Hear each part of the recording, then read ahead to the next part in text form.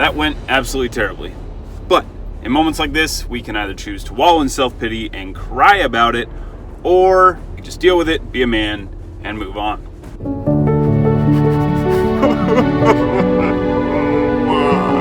Alright, let's get right into this. I trade in 10 $100 bills for a $1,000 stack and get to the table. Our first real hand is pocket tens, and we open to $15 in the cutoff. The small blind calls, and we go to a flop, which is all spades. Ace, 6, deuce. The small blind checks, and I bet $15 again. We have a range advantage on this board, and any non-spade hands could be folding to a small bet. This will help to push out overcards that could hit if we were just to check down. Small blind throws in the call. The turn is the 4 of hearts, and he checks again.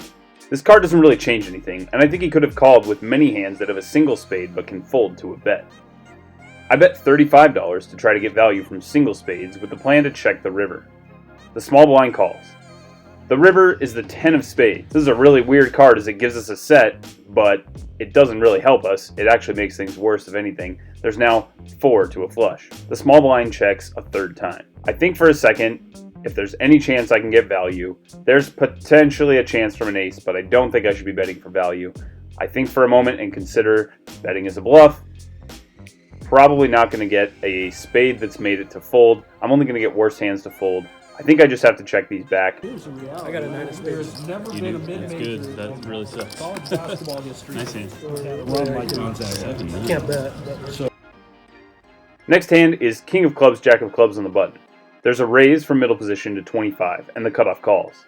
I think it would be fine to 3-bet here, but the middle position player has been fairly tight so far, so I'm going to just make the call. The big blind calls as well, and we go 4 ways to 9 of clubs, queen of hearts, 2 of hearts. The original raiser bets $80 into 100, and I'm just going to have to fold here. If the opponent made a smaller bet on this board, we do have an overcard, a gutter ball, and backdoor clubs, so I probably would have called a small bet. There's no way I'm calling 80% pot. Now ace of spades, 8 of spades shows up while we're in the hijack with 900 in our stack. There's one limper in front of me, and I make it $25. The button and the limper both call. The button is the same opponent from the very first hand. The flop is 8-5-4 rainbow, and it checks to me. We have top pair here, but there are no good turn cards besides an 8 or an ace. Anything below an 8 will pair the board or add to straights, and all other cards are overcards to our pair. I bet $45. I think you could argue just slightly larger, maybe like $60, but I kind of like 45. I think it's going to accomplish what 60 will most of the time. I think I'm only really getting called by hands that are as good or better when I'm betting $60, and so I like 45. It gives me a chance to get value, but it also gives me enough of a sizing that I can push out some of the big overcards that might otherwise float to a smaller bet. I'm happy to take down the pot here, and because of that, I think I could have sized up a bit more than I did. Both players make the call, which is not good news for us, and we see the queen of diamonds hit on the turn. This time, with a player left to act in a multi-way pot, I'm going to check as well. I don't expect the queen to have hit them too often. I'm just going to control the size of the pot and try to get the showdown. The button checks, and the river is a 10. It checks to the button, who now bets 125. He could have slow played a set or a straight, but that seems very unlikely given that he closed the action on the turn. I would have expected him to bet if he had a 2 pair, a set, or a straight. There's a flush draw on the board, and I don't think he's going to want to allow it to get there. I think he's going to want to bet for value, especially with 2 opponents, so I don't expect him to have that very often. He didn't 3-bet pre-flop, and he didn't raise on the flop, so pocket tens are unlikely. He didn't bet the queen when he had the chance, so again the queen is unlikely. The only hand that makes a lot of sense to me here is 8-10. I'll let you listen in on this one as I talk through my thoughts out loud. Well, I gotta think for a second. Why are you betting on 25? Call the flop. Check the queen.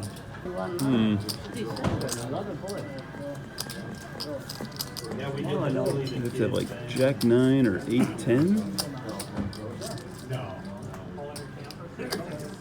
Raise me to 10. Alright, I'm gonna call you. Pair of tens.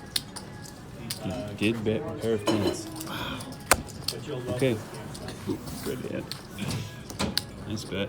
I end up throwing in the call since this hand just doesn't make a lot of sense, and I am shown exactly the hand that I don't expect to see. 10-7 offsuit. I'm shocked that he made it to the river and that he chose this line, but he did manage to get value from me, so who knows? Maybe I'm just a donkey. Alright, a weird one here. 3 min raises in front of me. In the state of Washington, it caps the action. I'm in the small blind with 9 of hearts, 10 of hearts. Since the action is capped and nobody can raise, I make the call for $20. The flop is 9-8-5 with 1 heart. We have backdoor hearts plus top pair. The hijack bets $45. I call with top pair, and the 3 of spades is the turn card. He now bets $150, and I don't think that I'm ever going to be good here if I call. He bet into multiple players in the flop and is now continuing when the board didn't change. I let this one go. I'm in middle position for this next hand with $5.50 in the stack. It folds to me and I raise to $25 with pocket jacks. The cutoff and the small blind make the call. The flop is the queen of spades, 10 of spades, 6 of diamonds. The action checks through. The turn is the 2 of spades. This doesn't help us out, so I check again and the cutoff does as well. The river is the 4 of hearts. The small blind bets $20 into 75. I think he's betting light here for value, but the question is how light? He could have a 10 or a queen here. I don't expect this to be a flush. I need to be good here less than 20% of the time, so I throw in the call. He shows king-queen offsuit, and we're losing another one. Okay, this session is unraveling a bit, but we can always turn things around with a bomb pot, right? Well, maybe not. I ended up talking this hand through with my guy Jerry Harris, and after thinking about it more, I really hate the way I played it. The player who opens here has been playing around 60 to 70% of hands, and my plan is to 3-bet him when he bets $35. Then, there's a call from a player in between us. With the stack depth and the tendency of this player to call, I end up just calling, and I really hate that play. 2 other players call, and we go 5 ways to a flop of queen of clubs, 7 of spades, 2 of clubs. The original raiser bets $135. With top pair against a player who's been really splashy, I decide to make the call with top pair. Everyone else folds. The turn is the 3 of spades, adding a flush draw to our top pair. He bets $300, and I'm not going to fold with this much equity.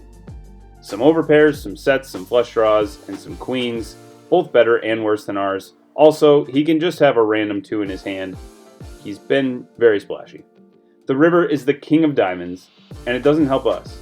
He bets $300 again. I don't think that he would do this with any of his queen combos except for king-queen. We're now down to sets, flush draws, aces or kings, or king-queen. Other than that, he's going to have a little bit of air as well. This is going to sound familiar, but I only have to be good here under 20% of the time. I hate the spot I'm in, and I feel like I could have played this differently. Ultimately, here's what I decided to do. Trying to make sense of your hand. Good luck.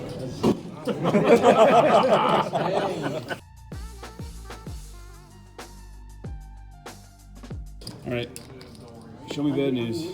Queen of spades. No way. I told you don't run it. Only I run him. Only I run you. Never people know you. Only me. So Okay? disgusting. Whew! Alright, let's shake that one off.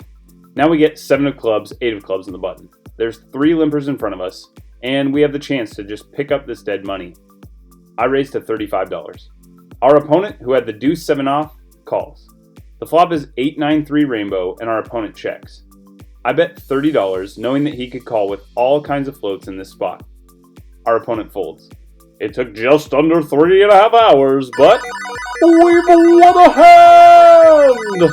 Another bomb pot, but this time our hand is slightly better, 10-7 diamonds. The flop is ace-jack-8 rainbow. The player leads out for 60, and we fold again. Now we're in the big blind, and I raise to 35 with 10-5 of diamonds. No, I didn't do that. Just kidding. We're in the big blind and everyone limps to us, so I'll check, see a flop. 10-8-3 with 2 hearts. I lead out for $10, I've got top pair, and I get 2 callers. The turn is the queen of diamonds. I bet $20 with the added equity and both call again. I'm not sure why I made this bet in retrospect. I was thinking that it would help me to build a pot, so if I river the diamond I can go for it, but I just don't like my play. I'm out of position and I'm bloating a pot that I could potentially have to call down in if someone bets the river or fold. Probably not a good plan. Don't like the bet. I plan on shutting down unless we improve to the flush, and the river doesn't bring that in. The 4 of spades shows up. We all check, and my 10 is good. Alright, now we've topped up for the third time in the session, and we look down at pocket fives with $700 in the button. The hijack raises to 25. I call, and we go 4 ways to 7-8 jack rainbow. The hijack bets full pot for $100. Easy fold. It's cool, no problem, pretty cool. Yep, everything's fine, it's great. I now get queen of diamonds, jack of diamonds in the hijack, and raise to 35 over 3 limbers. 2 players call. The flop is king of diamonds, 5 of diamonds, 7 of hearts. It checks to me and I bet $60. The big blind raises really small to 140. Middle position calls. My price is so good here that I can't get away. I've got a good flush draw, and I'm getting decent odds to call here. I make the call. The turn is the 9 of spades, and the big blind bets 150. Middle position calls again. The middle position call makes our price right to stick around and try to hit the flush. I make the call. And our fortunes continue with the 4 of clubs. The big blind bets 250, fold. Now I get pocket queens. Okay, time to finally get some money back. I raise and everyone folds.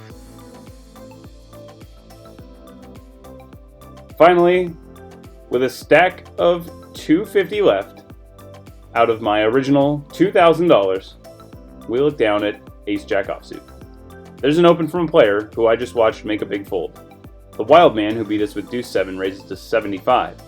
Since he has been really active in wild, I see an opportunity. I press the all-in button, expecting to take down a decent pot most of the time. Nothing that I have expected to work has worked tonight, so I'm not sure why I expected this to work. I shouldn't be surprised when both players call. Okay, it's not what I wanted to see, but I have a chance to triple up. The board runs out, 9, 10, queen, queen, jack, and we lose to ace, king from the original raiser. Alright, I'm out of money, so this session is over.